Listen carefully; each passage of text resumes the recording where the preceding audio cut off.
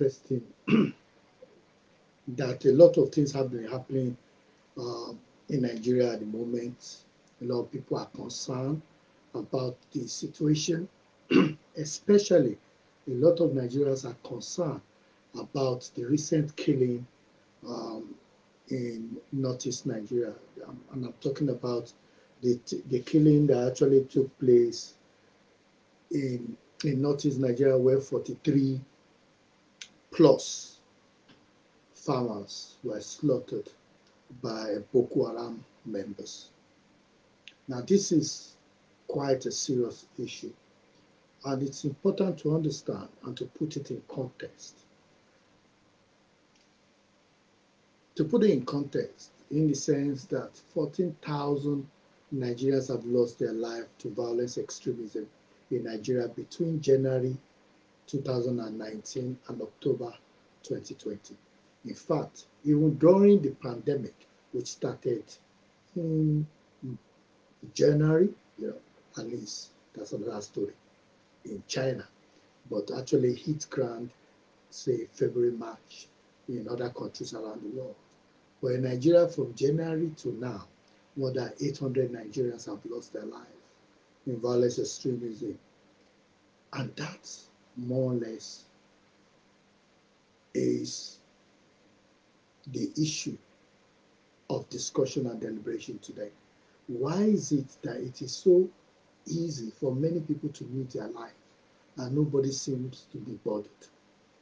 Of course, it must be said that the president did the needful. The incident happened at 11 a.m. on a Saturday, on the 28th of November, if I'm right, yes. By the evening, the president, of course, released a statement through his special advisors within Asu Rock to condemn the killing, and of course sent forth a delegation, to more or less commiserate, send his condolence to the family of those that lost their life. It's important to highlight that majority of the individuals or farmers that got killed actually were people that traveled all the way from Sokoto, which is 600 miles away, from northwest Nigeria. For those that don't know the geography of Nigeria, they travel from northwest Nigeria to actually help, in the farming season. And this is not actually the first attack. In fact, it's important to highlight that even as early as September this year, 22 farmers were slaughtered in two separate situations in a farm field. So this more or less begs us to ask the question: who is saving Nigeria, and how come these guys could come in, slaughter 43 people who are not goats, who are not cattle, and just walk away like that, and even take away, kidnap some people in the process? That is the question that has more or less raised concern in the heart of every Nigerian, every good Nigerian. And as a result, on the Tuesday of 1st of December, the House of Representatives, decided to summon the president, who graciously accepted to go to the House. The question now is, will that session be open to all Nigerians? Because we know that the 360 members of the House of Representatives, honorable members as they are called, will have an opportunity of asking Mr. President one or two questions. The question is, will you, as a Nigerian, want that session to be live so that, it gives you the opportunity to know who asked the question and how Mr. President respond? There have been arguments now brewing in the public space that because it's a matter of national security, the president will not be able to participate in that discussion if it's an open session. So in other words, it's going to be a closed session. And that is already causing a bit of a argument, in the public space, that no, the president should address Nigerians. He owes Nigerians that debate to, more or less explain to Nigerians exactly what is happening. I I believe that there are the two sides are right.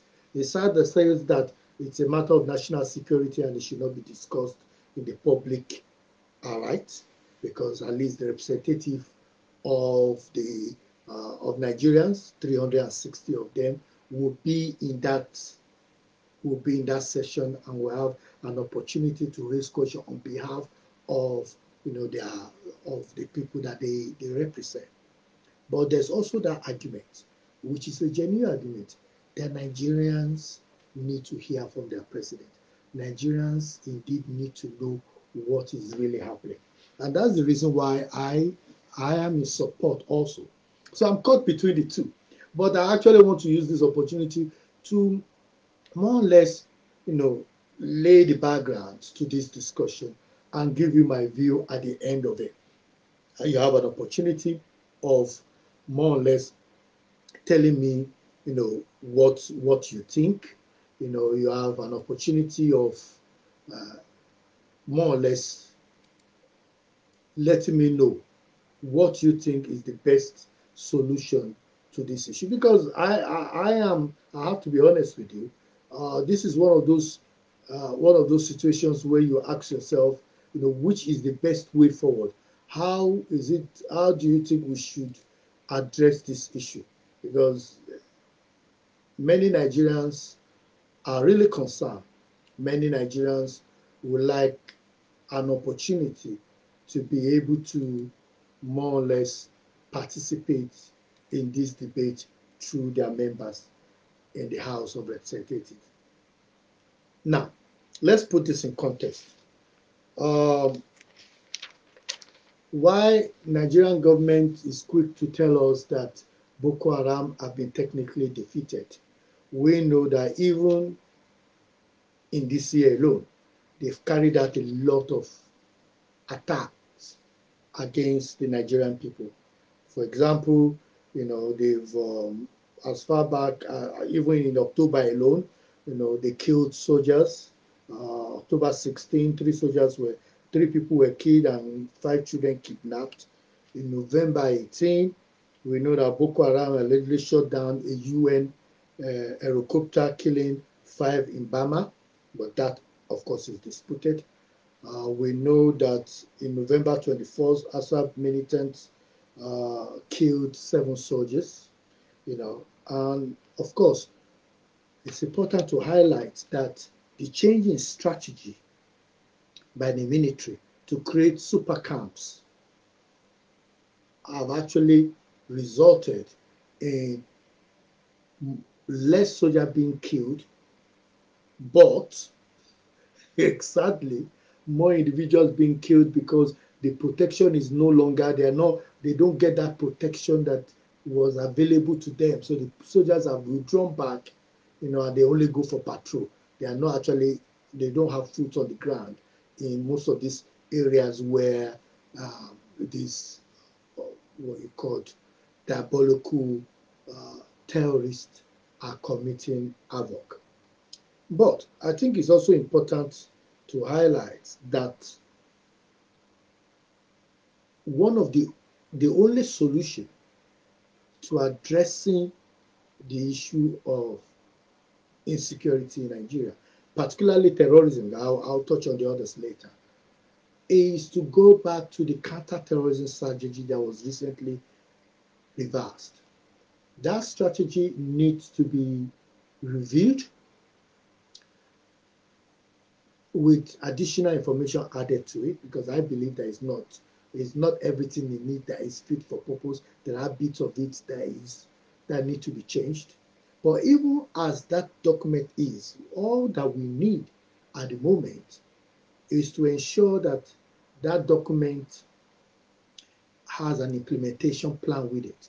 Because We have a document which is out there in the public domain, but the document does not have an implementation plan. So there is no KPI, there is no key performance indicators that could be used to measure it. And that is part of the problem that we are going to be confronted with when the president appears in the House of Representatives. Because the question is, you have a senator in the House, in the House of saying the Senate, saying that even soldiers are sharing weapons, they are sharing bullets to use in the war front, and yet Boko Haram is coming with abundance. So the question then is, why is it that the military do not have sufficient weapons or do not have the toolkits that they need in order to confront the war that they are facing? I put this squarely at the foot of the military, and I'll tell you why. The military are fully aware of their capacity, and they're the ones that are meant to come up with a budget that is fit for purpose for them to be able to deliver the assignment that Mr. President has placed in their hands. I'm not aware, and I stand to be corrected, of the military coming out in the last 5 years of this presidency to say we need, let's for the sake of argument, we need 100 million, we need $3 billion to fight this war. And the government says, oh, no, we don't have money, we can't do it. No. In fact, the government have gone even outside the budget to ask for him to transfer $1 billion to help, from the federation account to get money to help the military. So the executive have been proactive in trying to even provide them with additional resources. But what I would have loved was for the military themselves to actually come out and say, actually, we need X amount of money, and put it before the House and let the House debate it and decide whether they need to reduce it or not reduce it. But the fact that they've not actually provided a sufficient budget to the House, they've continued to provide the kind of budget they always provide, means that they are not able to get what they want. So I put that squarely at the feet of the military rather than the executive or the legislators. Of course, the legislators go there for oversight to see what they have, and they're coming back to say the military is not really equipped for the task that they've been assigned. And I also think part of the challenge we have is because the military is overstretched. They are the ones doing crocodile cry too. They are the ones getting involved in all kinds of operations that the military should not be involved in. What we need is to equip the police, civil defense, and other paramilitary agencies that might be available on ground internally to deal with issues internally. And then the military could complement them on issues where they have been invited. But if only we could withdraw the military from all the different operations that they are getting involved with, which are internal operations, then they will not be overstretched, and they will be able to focus on Boko Haram and asswipes that is actually causing havoc and headache to the Nigerian people. Okay, let's take it to the next level. Now, the military is getting involved in a lot of things that they should not be getting involved with. And I'm going to talk about one or two, because I think it's high time that I come out, this time in the next few weeks. I'll be providing this broadcast to provide a kind of a better informed discussion that does not involve shooting down people, shooting the messenger, or saying abusive words. No, we don't need that. What we need is to have an effective discussion where the government have done well in dealing with the issue of terrorism and security. We must give them credit. Where they've not done well, we must highlight it and encourage them to do better by providing solutions. So my discussion here is to provide solutions, and I'll be mentioning those solutions maybe in the next 15 minutes when I'll be rounding up this broadcast, this live discussion. I am of the view that the military should not even be involved in de-radicalization. And it's important to explain what de-radicalization is for the viewers so that they can understand that what we are practicing in Nigeria is completely opposite of what should be practiced or the best practice around the world. Now, if you commit an offense, or you're caught up in the web of violence extremism, you should first be convicted.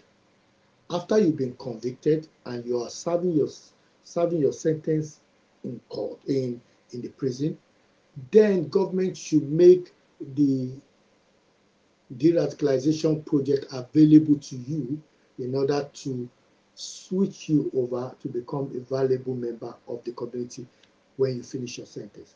That is one bit. The other bit is a proactive approach where when individuals are encountered, individuals who have not actually crossed that red line, they've not killed anybody, they've not committed a crime in that sense, they're just either vulnerable individuals who have been drawn into terrorism, maybe they help in providing petrol or whatever, or they were caught discussing Boko Haram issues or saying that they want to be involved in Boko Haram. Those individuals should be taken to a team that would review them, assess the risk that they are in, and then provide a de-radicalization package that suits them, taking into consideration what are the drivers that attracted them to that line of thought of violence extremism. However, what Nigerian government have been doing is that people have been coming out of the bush who have been involved in Boko Haram activities, killed a lot of people. The military will pick them if they don't have sufficient information to be able to charge them to court. Majority of them not charged to court. And then they will say, oh, they're getting involved in what they call Operation Save Haven. And then they will now retrain them, give them all those benefits. A lot of people, of course, will not be happy with that. They will not be happy because when you, especially the civilian JTF, because they've lost family, they've loved loved ones, they've lost friends, and they've seen the atrocity that Boko Haram have committed. And knowing majority of these people who are now coming out and saying, oh yes, I joined Boko Haram, but I don't want to be part of them again, we're not aware of Nigerian government using intelligence gathered from those individuals to proactively actually pick up Shikau or any of those people. So from an intelligent perspective, they seem to be useless. So why are we offering them better life when 2.2 million plus people are still in IDP camps, not even able to get their 3 square meal, not knowing when they could go back to their homes, ancestral homes. So you could see why people in Borno and some of those areas are not happy with the Operation Save Haven. Because I, for example, I had the privilege of meeting some of those individuals, the commanders of the civilian JTF, and they were not happy at all that government was creating this avenue for these individuals when they've not even served their term. They were not happy. Now, in the UK and in other countries in Europe, other countries that have very good counterterrorism projects, they actually use private organizations with the skill set to deliver this project. But instead, what we have is Nigerian government saying they're working with Red Cross and some other NGOs, international NGOs to deliver it. Why? What they really need are homegrown groups who can bring these people on board, mentor them, get them back into the community gradually. But instead, you are shipping them to Gombe, somewhere away from everybody, and training them, and we don't even have any success story in terms of what have been delivered. We don't have it. We don't have good success story where we could say this guy was a former Boko Haram member, is now a member of the community, is now even involved in civilian JTF to be involved in helping to deal with these things. No, we don't have that. And that's where people have drawn the line to say they're not happy with the de-radicalization project. The other thing is that military intervention also in internal issues like either the Biafra, the iPod agitations, Niger Delta, has been frowned upon by many who believe that the military training makes it very difficult for them to be able to effectively, participate in the discussion or participate in ensuring that people um, are able uh, to actually effectively, you know, engage government. Because when military go into this kind of environment, they go in and they do what military people do. But if it was the police, they will engage more and meet with community leaders. And of course, I'm not saying the military do not meet with community leaders, but it's different. And we need to look at best practices around the world and see how we could ensure that the police are returned back to actually deal with civil law security issues rather than the military getting involved. We need to do that. Because we see when military get involved in things, how it go pear-shaped. And you see that with the Shiite issue in Kaduna State, where they've been involved and a lot of people got killed, and nobody have been held responsible for that. Of course, I'm not saying that what the Shiite did is wrong, blocking private roads, public roads, and and scaring the community. But there is a way in which we handle things like that. The police will have handled it much better, maybe use tear gas and drive them away, but not live bullets. Which again is the accusation that is going on with the Lekki incident, which of course, because there is a judicial panel that has been set up, we can't talk about effectively. However, it's important to highlight that the governor of Borno State have identified one or two ways in which the president can help to stop the tsunami approach of Boko Haram, you know, in the north, in Borno and Northeast generally. He's talked about the use of private military contractors and also, increasing the capacity of the civilian JTF.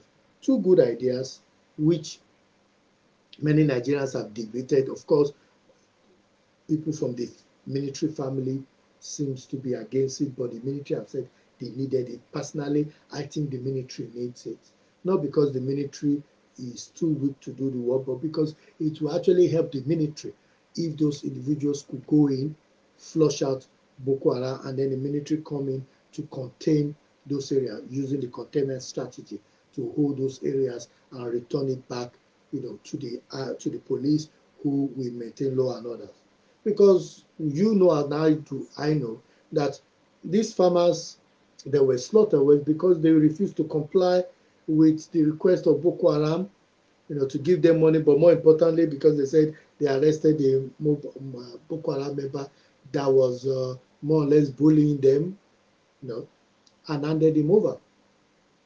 But then the question is, we are all aware of the video posted online where the governor of Borno State was more or less challenging the decision of some stationed military personnel who were collecting money from passengers before they could, or from cars, motorists, before they could go through a checkpoint. And he was saying, why do we need all this money grabbing on the major road? So it's not only Boko Haram that is taxing the people, even some in invited comma military personnel on the road were alleged to be, squeezing money out of the locals. So both ways, the locals seems to be caught between the hard and the hard land and the rock, the wall and the rock, because here they are, the people that are meant to protect them are even the ones that are taxing them.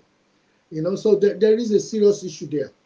But of course, we know that for the president to be able to bring in private security, private military contractors to come and do that job, he will need to bring in emergency law, which President Jonathan actually did as far back as 2013.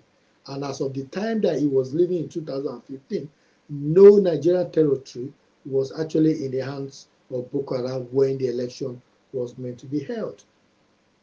And that comes under what is called Section 305 of the Nigerian Constitution, where, in fact, Section 305, subsection B and C actually provides the criteria for bringing in emergency rules. And actually, that in the Constitution, the 1999 Constitution, Nigeria says in Section B, it says where there is imminent danger of invasion. And I want to ask you, as you listen to me, if you believe that Boko Haram's activity amounts to an imminent danger of invasion. It does. And you'll be surprised that satellite images have revealed, recent satellite images that I've seen, which I can't talk about, have revealed that Maiduguri is actually open to imminent invasion by Boko Haram. Boko Haram can overwhelm certain communities within the Maiduguri city or town itself, because there have been some lapses in the security, which I have seen, and some other security experts. And it's an issue of discussion, an issue of concern for us. That is being raised within the appropriate authority, within appropriate quarters, to alert them to some of our concerns and our findings. But there's also Section 305, subsection C, where it says where there is an actual breakdown of public order and public safety. Of course, you can't say that the killing of 43 farmers does not amount to a breakdown of public order. It does. People are going to sleep with their two eyes open. Even the governor have been a subject of attempted attack. And if the governor, even with him informing the military of his visits, can still be shot, his vehicle still be shot at, donkey led with explosive still sent to intercept his vehicle or his convoy, then even if these individuals should have informed the military of their visits to the farm, that would not have even stopped Boko Haram attacking if they want to attack. So the spokesperson of the military that said, oh, they were not informed, doesn't change anything. Doesn't change anything. Vehicles get escorts for them to move from one city to another, and yet the Boko Haram still hold checkpoints, bringing people out and kidnapping people, especially NGOs and military personnel who are moving on to another and slaughtering them and asking for ransom. So that doesn't change. That doesn't change it. But I think it's also important to talk about what we should be expecting when the president goes to the House to speak to them. Because I said I was going to give you that, and as I get to my closing remarks, I believe that this is my view. I believe the president will um, address the House in the first instance. He will address the House as a seat. He will address them, tell them his views, and then there will be a closed session for the answer and question. I think that is what is going to happen. However, I would have recommended to Gbajami Miller, the Honorable Speaker, that if they could send one or two advanced questions to the presidency to say, randomly, we've asked 3 members of the House to provide their question, and then the president is aware of those questions for him to actually address those 3 questions before they have a closed session. Now, those 3 questions should be any question that is picked. And the beauty of that would be that they will say, okay, member of the House of so, member of the House of Representatives representing this place, I've asked this question. And the president will say, this is my response to that question. Somebody else have asked this question. They might be as difficult as they could, but at least the president have a foresight of it and is able to answer those questions before you have a closed session. That will have been a very good way to deal with it, because I believe that Nigerians will not be too happy if the president just provides a commentary and then there's a closed session for the president to deal with the questions from members of the House, which are sensitive issues and we accept. But if, for example, the president is able to address issues like, why is it that you are not getting rid of your service chief? For me, I believe the president has the right to hire and fire members, the service chief. But morally, the service chief, having been in post for 5 years, should have people waiting to be able to take over from them, so that at least, because if the service chief are saying to us now that they are the best thing or the best people to hold that place, then it means that they themselves have failed as service chief, because they've not put in place mechanism to ensure a succession planning. And even if the president have insisted that he wanted them there, they should be in a position to say, Mr. President, we have 3 people that we could recommend to you who have been working with us, and are able to take over. I am of the view that, and this is my opinion, I am of the view that we will be seeing a change very soon, because there have been 2 schools of thought on why Mr. President have not changed the service chief. I do not ascribe to any of those school of thought, but it's important to put forward their views and then to debunk those views. I believe that is the way to do it. There's one group that believes that the reason why Mr. President have not changed those people is because, as is visible, most of them are of the northern extraction, at least 90% of them of the northern extraction, and removing them now means that we have to bring people on board who might not be from that, but who might actually be from the south or others, and the president doesn't want to do that. We know that the president has shown, and is continuing to, people close to the president have said that the president is not inclined along that line, that it doesn't look at it from that perspective. And I believe that with the recent announcement of the 421 individuals who are just been promoted, in the army, I think they were promoted on the 25th of November. I think that might be the, the game changer. This is my political prophecy. I believe that those individuals, among them, might be individuals who might be selected, or there might be one individual who will be selected to become the new Chief of Army Staff. That's my view, because 93 of them who were Brigadier General have now been moved to Major General.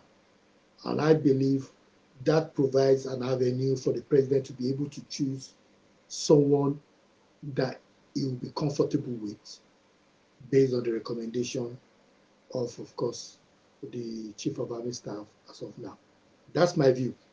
I believe that this current uh, announcement of promotion is an indication that the president might actually be moving towards getting somebody to replace the Chief of Army Staff. So that's my belief. So let's watch what happens after the conversation with the president. That's my belief. There is also the other narrative, which of course um, has been getting a bit of uh, currency due to the recent ascribed comment to the Chief of Army Staff that said that he is aware that some people are thinking of coming up with a coup and this, that, and they should not even think of it. Now, there are those people from those school of thought that believe that Mr. President be might be having a challenge or having a phobia of coup d'etat. That the president, having been, you know, being overthrown in a coup d'etat before as a general, might be concerned that if he changes the leadership of the military, there might be a reaction that, or if there is that noise that is planning to change them, there might be a a change of government through coup d'etat. But I don't ascribe to that. I don't think that is something that the president will be worried about, because we've had uninterrupted the civilian administration since 1999, and I don't think the military are now in a position to carry out such a diabolical act. So that's the reason why I felt it's important that we highlight those two things. But there is something that was ascribed also to the Chief of Army Staff that talked about the fact that Nigeria can still be battling with Boko Haram for the next 20 years. I've actually been known to have said this many years ago, and some people dismissed it as, you know,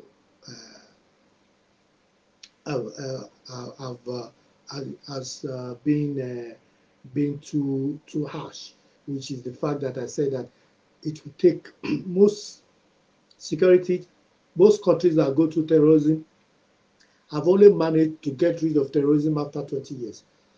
Of course, I know that many people, as the comments that have been highlighted by my brother, uh, that the Chief of Army Staff have outlived their usefulness. There are times when there is nothing else you can give. And I believe at the moment, the service chief have used everything within their arsenal and it's not working. And I also ascribe to the fact that they should be allowed to go, not dismissed. I don't think they should be sacked. I think they should be allowed to go, and I think they should do the reasonable thing by, going to the president, just like I mentioned earlier. They should go to the president and say, Mr. President, I think it is time for you to move on. for them to move on, and for Mr. President to allow them to move on. But I think it's important to also look at the politics of the House that we have now and see how that will affect Mr. President's discussion. Because I've seen a lot of commentaries and discussions about Mr. President's visit to the House of Representatives. However, what I've not seen is an analysis of what could happen on that day. We know that the House is made up of 360 members. APC currently holds 190, if my calculation is right, while PDP holds 151, and other parties hold 19. So, in other words, the president's party, the APC, has the larger majority of 190. Yet, it was a member of the APC, Jahan, I think his name is, that actually called for summoning the president. This is an individual that represents Chibok and Goza. He called for the president, and he was seconded by a leader in the House, you know, I think Al Hassani. I think I'm right. He was the one that seconded that the president should be invited, and you could see that the Speaker of the House, was trying to cool down the temperature and say, we understand where you're coming from. Some of the questions that your people have asked for, or that your governor have called for, will be dealt with if Mr. President comes in and we're able to bring in the emergency law. And this is the first time that we are talking about emergency law, for the first time, because most of the time when it has been raised, it has been dismissed. That no, we don't need it, because it's more or less as if the president is accepting defeat. Well, I don't see it as defeat. I feel that it gives the president opportunity to use emergency powers to be able to deal with that issue, so they'll be able to bring in private security. But I think it's also important to highlight that there are things that the president could do. Let's take, for example, one solution, because I'm going into the solution now in the next 15 minutes. I don't believe that we should be talking about security without being able to give practical solution on how to deal with it. That's the way I've been trained. I believe that, similar to what the president have done with the ease of doing business, but what the president did was he set up an economic council different from that is embedded within the constitution, and he placed the vice president in charge of it. And then the vice president then looked at the ease of doing business, the indexes, parameters, and then they started working on how to bring down our ranking. And now, our ranking has continued to go down because they are putting in implementation plan. That is where we are failing with security. Because with security, there are no parameters. And let's be honest, if anybody has seen an implementation plan that talks about how Nigeria will bring ourselves down from the global index on terrorism from number 3 that we've been on consistently, we'll be ranking number 3 consistently for the past few years. If anybody can show me any implementation plan that shows how we intend to bring ourselves down to maybe number 50, then I will say yes. I'll put my hands up and say yes, we are doing something. We're not doing that. And that is where we are failing. So I feel that we need to set up the president need to set up a presidential council of security experts, or a security council that advises the president on national security, different from the army, from the police, or that council that the president has at the moment. Because what would be good is to have a complementary team. And there are so many Nigerians, I can start mentioning names, individuals that I know personally who are doing a lot of work in Nigeria in security and national security, who have equipped themselves, learned new skills and how to be useful. I think that the president could actually select good Nigerians to advise him on terrorism. And these people will provide an helicopter view based on their experiences. People from, people that have either worked in the Navy in the past, worked in the Army, work in foreign armies, overseas. There are a lot of Nigerians that have actually been to Afghanistan. A lot of Nigerians that have worked with the Homeland Security. A lot of Nigerians that have retired from the U.S. Army, from the U.K. Army, that have been to Afghanistan, Iraq. These people have practical skills that could be added. And part of the challenge we have is that Nigerian military recruitment process continues to be myopic. When I say myopic, it's 19th century or even 12th century. What they do is that they still recruit for cooks and recruit for people that play drums and chaplains, when they should be recruiting drone the drone people that can build drones, people that can drive drones, that can fly it. Imagine if Nigerian Army set up, I know they have a school now, and only God knows what they'll be teaching there, but it will still be the traditional things that they are trying to teach, which they should be moving. Look at what other countries are doing. They should be recruiting now for technicians, people that are expert, people that can intercept, transmission, discussions.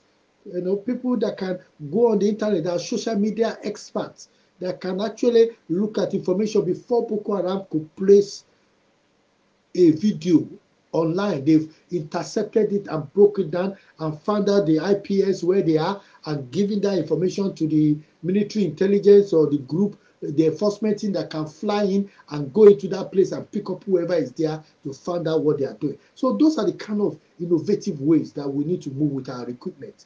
Nigerian Army is still saying they want people that are 2 something size, shape, length. They are still recruiting for 25-year-old, 24-year-old, where they know that it's even difficult for people to graduate from Nigerian universities, especially the ones in public schools. 5 years, their school is still closed. They need to change. That's exactly what I'm saying. There are people out there that are experts, security experts, that are medical experts that could be brought in to do 2-year tour, 3-year tour, 4-year tour. You just use them for that time. They bring in their expertise, embed their expertise, and then leave. Those are the kind of skill sets that Nigerian Army and some of the armed forces need. But they are not interested in that. They still maintain that traditional approach of recruiting, which is not good, which is not helping. Nigeria is supposed to have reserve soldiers that could be called upon. How many times have you had Nigerian government call on Nigerian Army call on reserve soldiers? They don't. And that's part of the challenge that we have. So the first solution is the president should set up a presidential task force on national security, and it should be made of people that are not. They don't need to be APC. They don't need to be on party lines. They need to be ordinary Nigerians who have the skills, just like they did with the economic council that the vice president is currently managing. And bring them in, let them advise the president. It is left to the president to use whatever they give him, and he could use it to complement the work that the army are doing.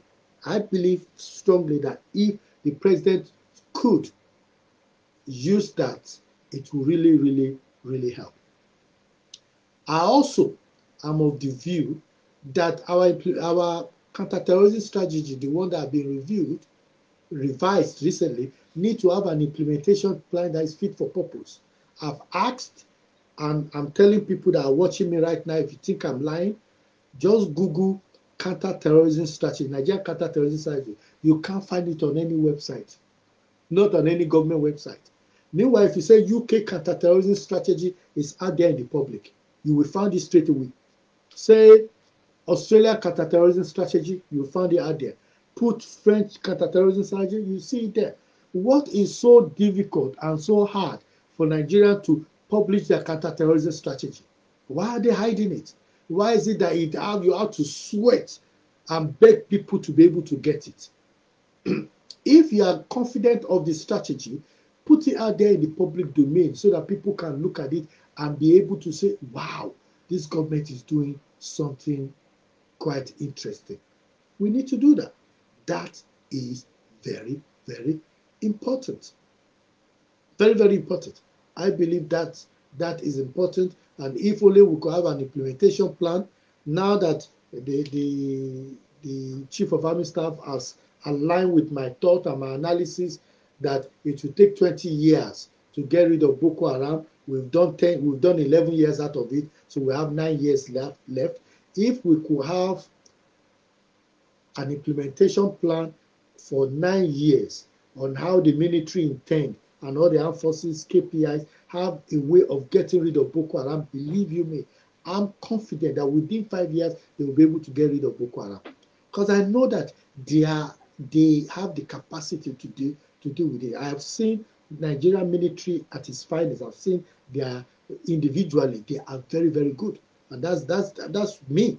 I don't believe, even though I will tell you that I'm not happy with them, yet I will still tell you where they are good.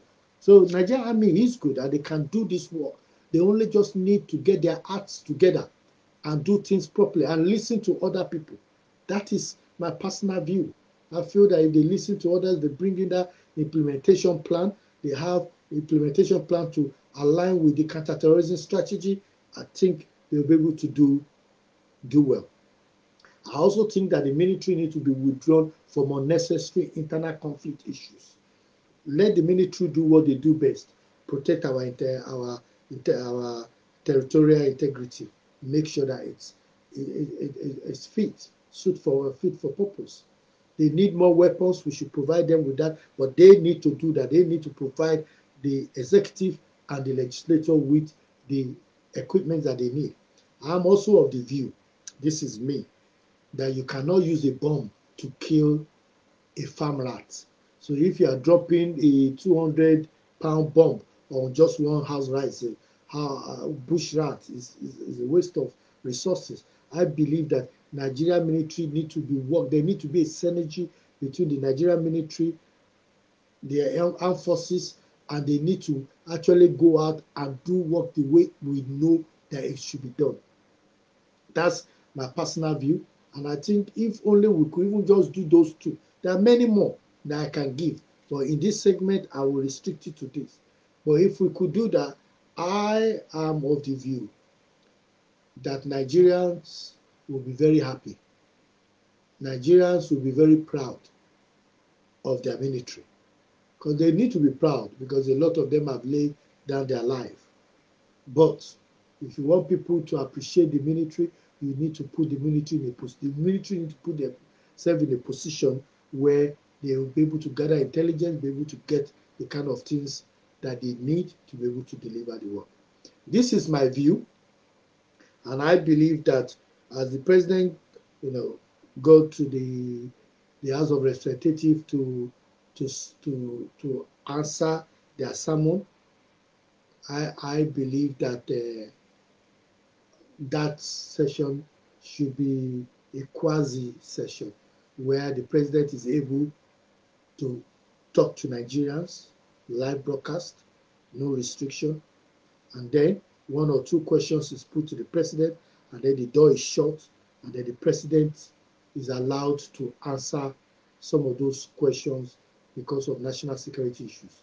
And once he's done that and come out of that session, I think, and I suspect that the president should be saying that those service chiefs will be relieved of their position in the beginning of the year, and then their successors should be introduced to Nigerians. I believe they will come out of the 39 brigadiers that were elevated to the post of Major General. One of them will take up the post and maybe get a double promotion. I think so. That's the way it will be.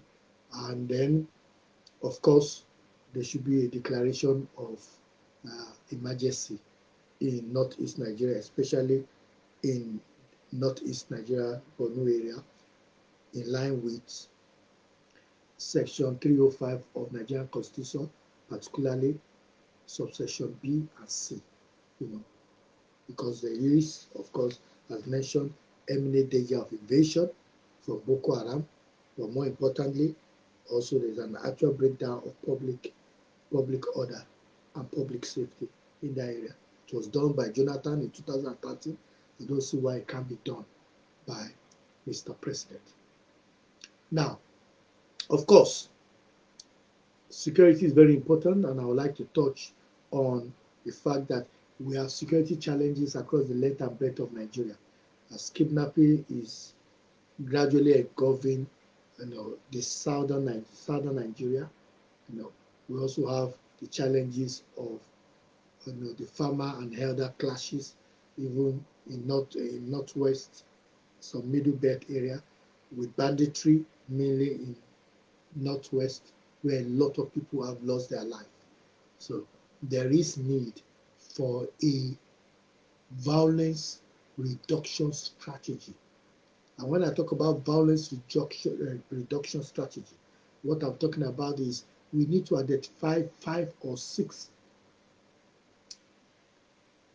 serious crimes that are happening in Nigeria today: kidnapping, banditry, farmer headers, clash, communal clash, and terrorism.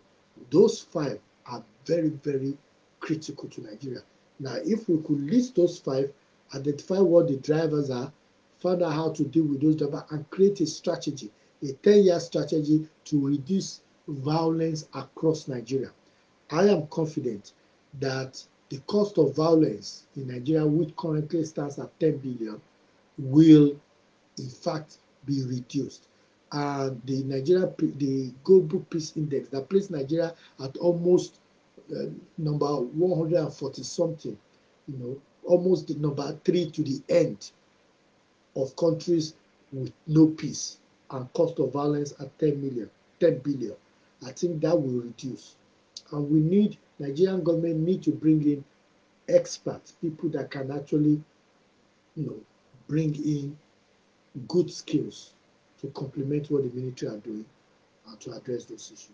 Thank you so much. If by any chance you like this video, please feel free to share it with others.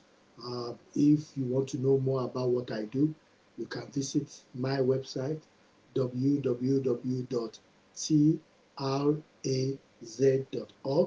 Again, www.traz.org.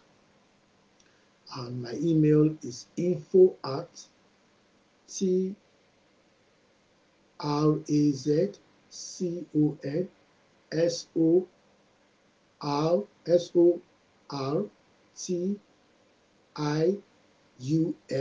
spelling transcustodium.uk, info@transcustodium.uk, or you could Google my name, Temitope Olodo. You actually found me online.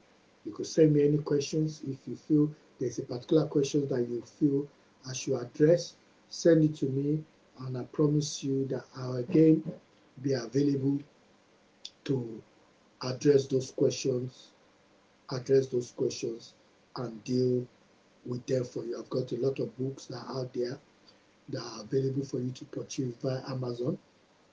Those books on security. Particularly, I would like to talk about a book called Family Emergency Plan.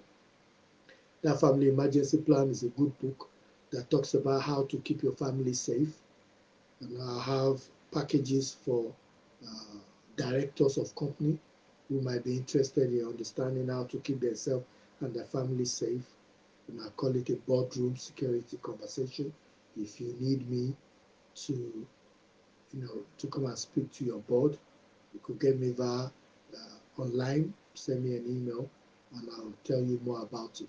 So thank you very much. I wish you all a great week ahead, and I look forward to hearing from you. Send me messages.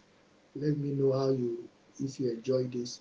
Take this video, just thumb it up, thumbs up, like it, share with others, and let's have a great time.